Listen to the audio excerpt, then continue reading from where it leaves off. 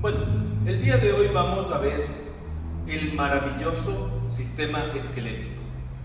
Este esqueleto que nos da soporte, que nos da capacidad de movimiento y sobre todas las cosas protección. El hueso es un órgano vivo formado por hueso y por otro tipo de tejidos. Está hecho para caminar erecto.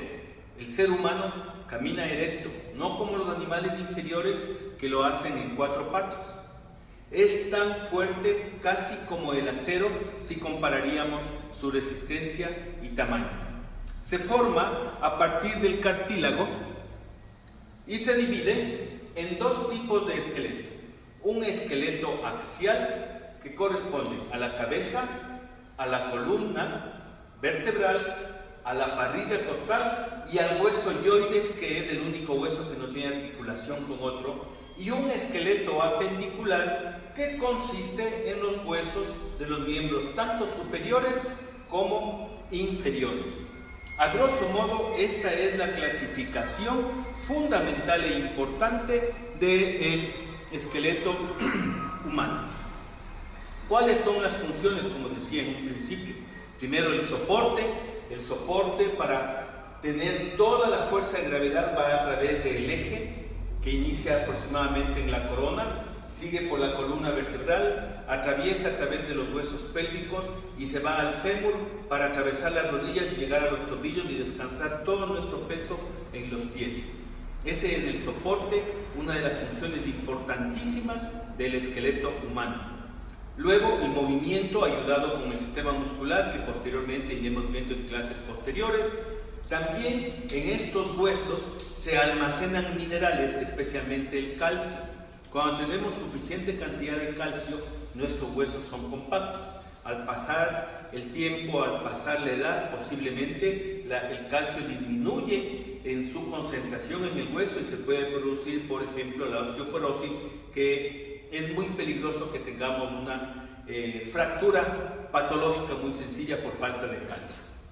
La protección, como ya le dijimos, miren que los órganos vitales más importantes siempre están totalmente protegidos, resguardados por este sistema esquelético. El encéfalo, resguardado por los huesos del neurocráneo o bóveda craneal. Corazón, pulmones, parte del hígado, del estómago y del vaso por la parrilla costal. Y los órganos del aparato reproductor, tanto masculino como femenino, por la pelvis. Esta función de protección es fundamental para evitar ciertas lesiones que pueden venir en el transcurso del trabajo, de cirugías, etcétera, etcétera. Y la última función, dentro de cada hueso hay una cavidad medular. Esa cavidad medular está llena de una sustancia que produce glóbulos rojos y glóbulos blancos. Es decir, es nuestra fábrica de producción de glóbulos rojos y glóbulos blancos que nos permiten a nosotros llevar el oxígeno de manera adecuada y protegernos frente a infecciones.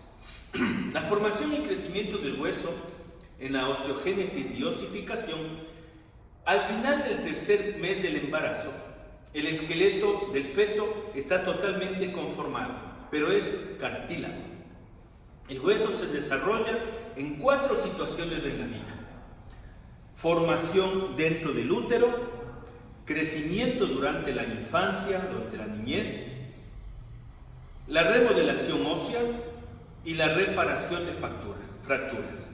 En estas 4 situaciones, el hueso se puede llegar a remodelar. Durante la formación embrionaria se forma el esqueleto embrionario. Del mesénquima se desarrolla cartílago hialino al que convergen osteoblastos y luego inicia el proceso de osificación y osteogénesis. Recuerden que osteogénesis es de donde se genera nuevo tejido óseo, de donde está generándose ese tejido óseo.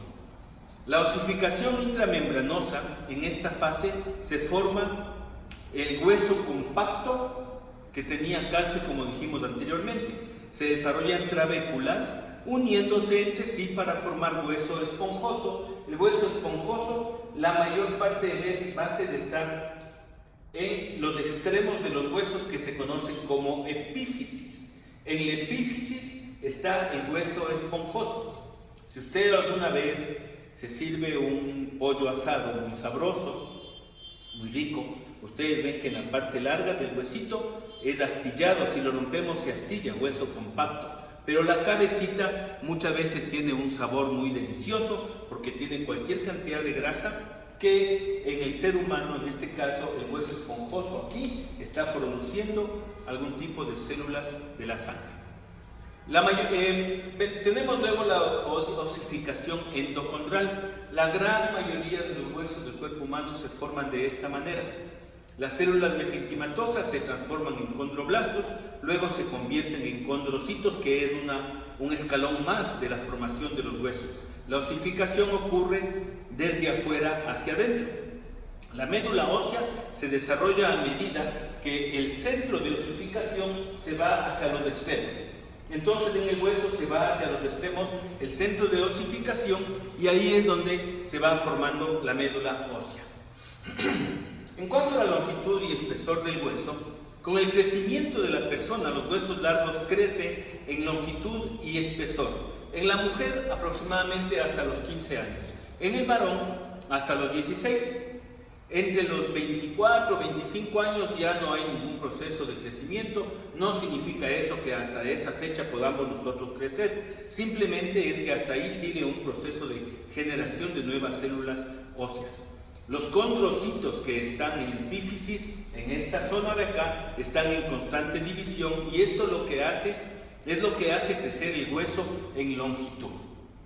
El espesor del hueso crece cuando las células que están alrededor del pericondrio, que es en donde están las articulaciones, se diferencian en osteoblastos y de ahí en osteocitos.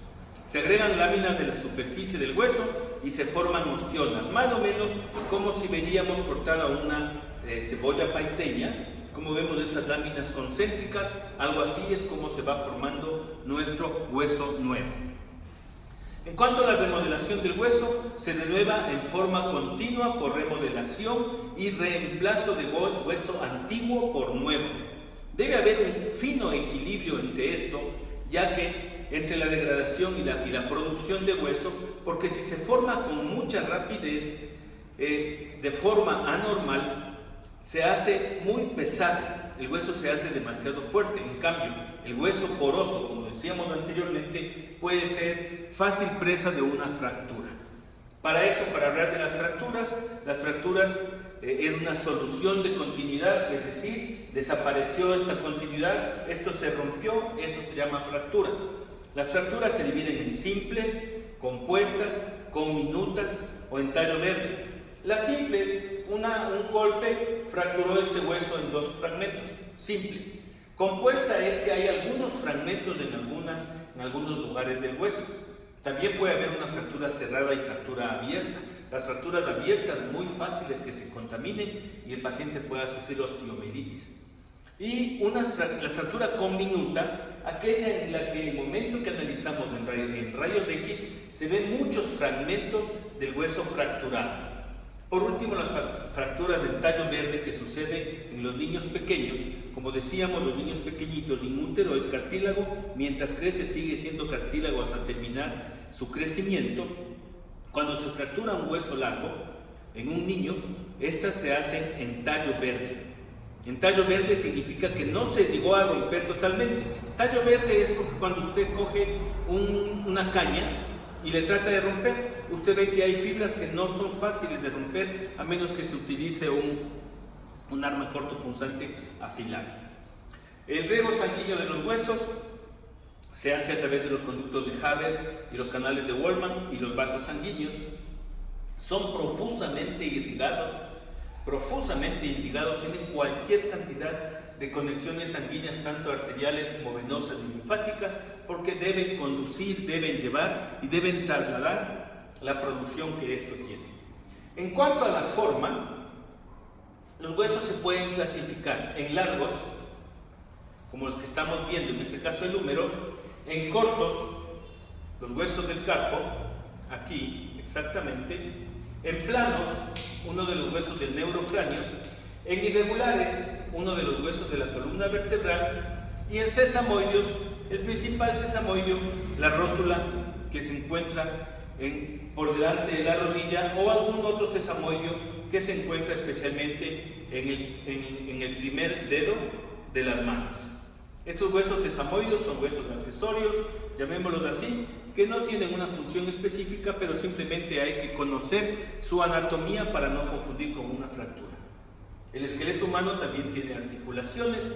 Una articulación es el lugar o el punto donde se encuentran dos huesos y permite un movimiento, dependiendo del tipo de articulación. Hay articulaciones fibrosas, como las que unen los huesos del cráneo. Hay articulaciones cartilaginosas, como las que unen, por ejemplo, los cartílagos costales con el esternón. Y hay articulaciones sinoviales, como las que estamos viendo aquí, la del codo, la del hombro, la de la pelvis, etcétera, que tienen una cápsula que le recubre, y esa cápsula está llena de líquido gelatinoso que le permite un adecuado movimiento. A las articulaciones fibrosas también las podemos llamar sinartrosis,